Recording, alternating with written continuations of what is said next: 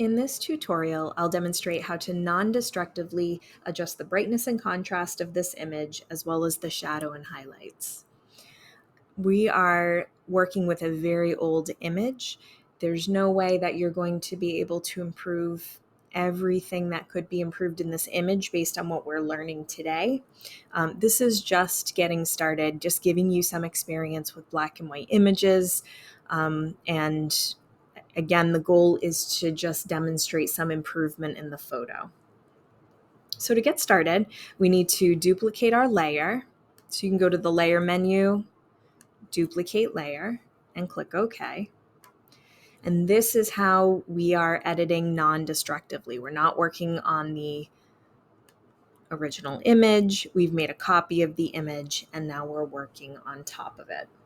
So the first thing that we'll do is we'll convert this layer to a smart object. Again, make sure you're clicked on the background copy layer and then go to Layer, Smart Objects, Convert to Smart Object.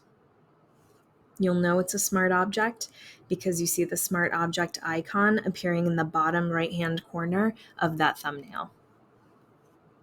Once you've done that, we're going to find the magic wand again. The magic wand is on the left-hand side in that toolbar. It might be hidden underneath the object selection tool or the quick selection tool. If it is, in order to access that tool, you'll need to click and hold until the menu pops up, and then you can choose the magic wand tool.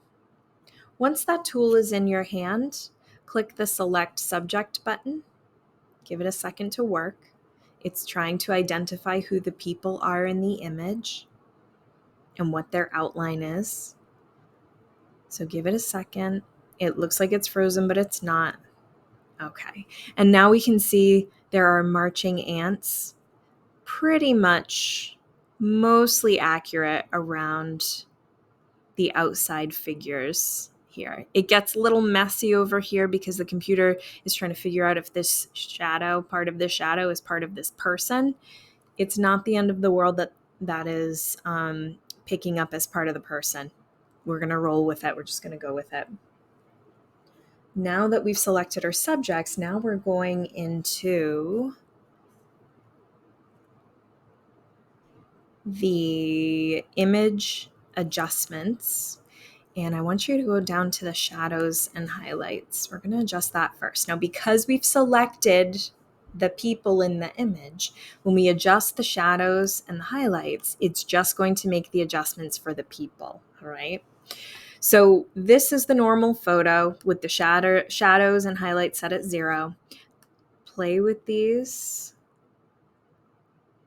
Remind yourself of what the extremes look like when you change these things, and then go back and make small adjustments. We want to be careful of a couple of things because we do have some pretty dark shadows, especially if you look at the eyes of this man. But when I slide the shadows setting up, we're really just washing out the whole thing. And it's not really even addressing the shadows under his eyes. So we might have to accept that we're not going to really be able to correct that issue in what we're doing today. Now, does it look better? Does the image look improved if you adjust the shadows a little bit? I'm not sure. I'm going to leave it for now at 0, and I'm going to focus on the highlights. When you slide the highlights over to the right, I want you to look at the dress. Okay? When it's all the way to the left, the dress is very bright. It's a little bit washed out, actually. And when you slide the highlight bar over to the right, you start to see some of those details in the dress, particularly if you're looking at the skirt, the veil. Okay, those little details are starting to pop up. Now, we don't want the dress to look gray, but at the same time, we don't want it to be completely washed out. So I recommend, maybe kind of choosing some kind of happy medium here with the highlights. And once you're satisfied, you can click OK. So again, going to the layer menu just to see we've got our smart layer, we've actually applied a smart filter and adjusted the shadows and highlights. If I want to remind myself of how this compares to the original, all I have to do is turn off the layer and turn it back on. So I think so far this is an improvement because the dress is not so washed out and I can see some additional details. Now what we'll do is we'll create a new adjustment layer.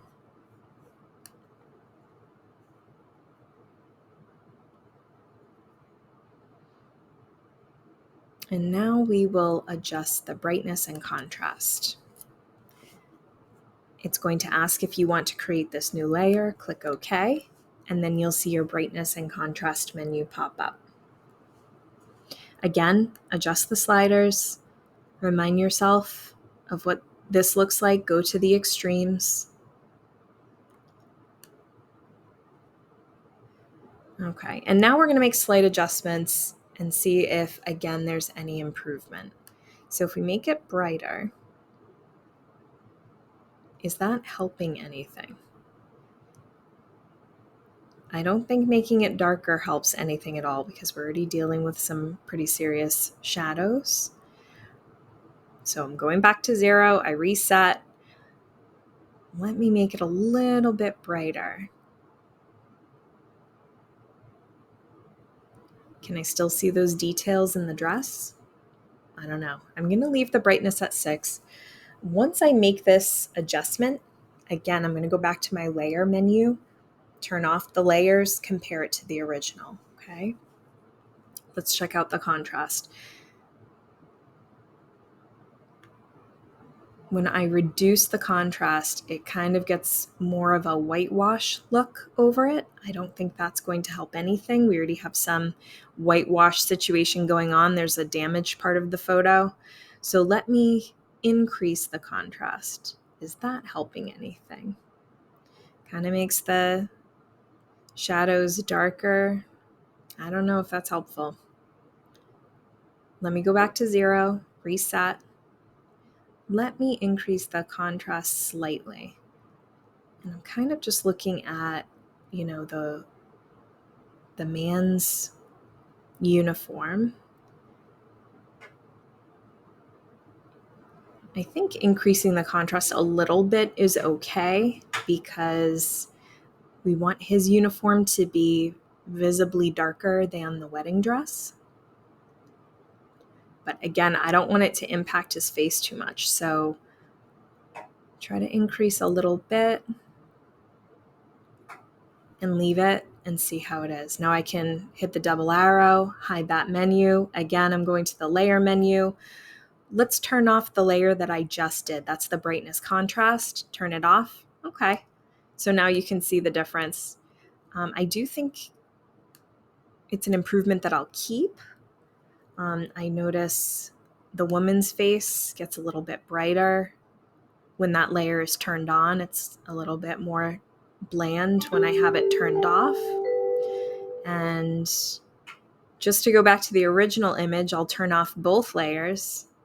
That's the original.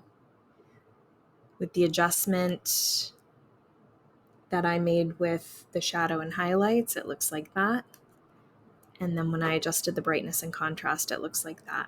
So again, you're going to play with this quite a bit. You're going to get it to a point where you think it looks improved from the original. And then once you're done, save it as a JPEG and upload it to your Google slideshow.